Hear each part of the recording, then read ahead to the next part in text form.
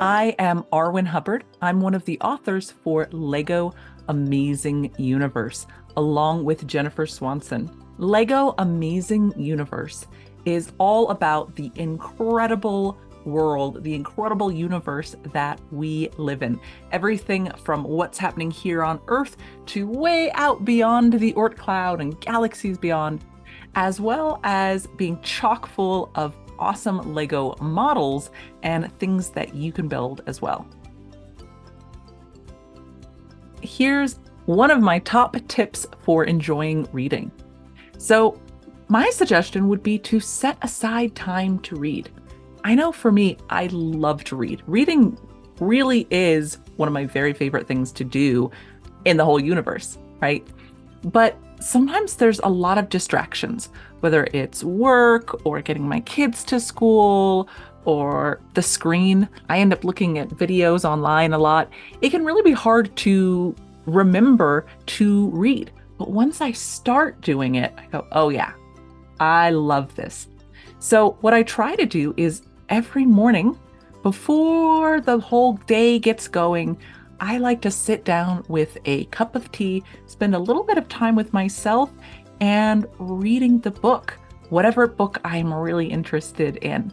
And so just taking that moment out of the day, set that aside. Something that I look forward to every morning when I wake up is, I'm going to get a few minutes to go ahead and read.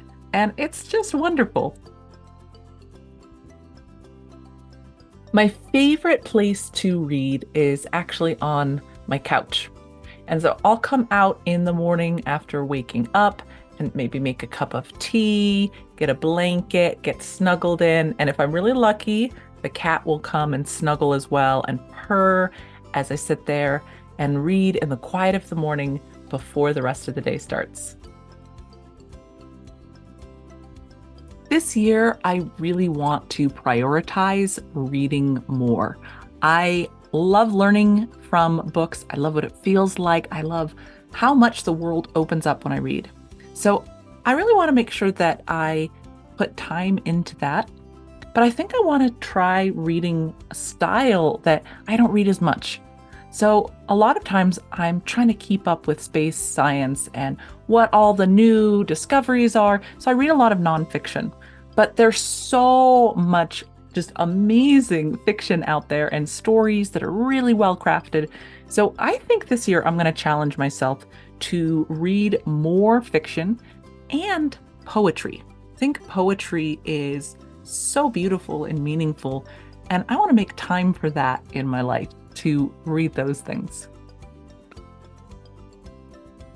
Oh, there are so many good space books. It was actually really hard just to pick a few of them, but I went ahead and I looked at some of my favorites and wrote them down for you. So the first that I would suggest, if you haven't read this already, is the Moonbase Alpha series by Stuart Gibbs.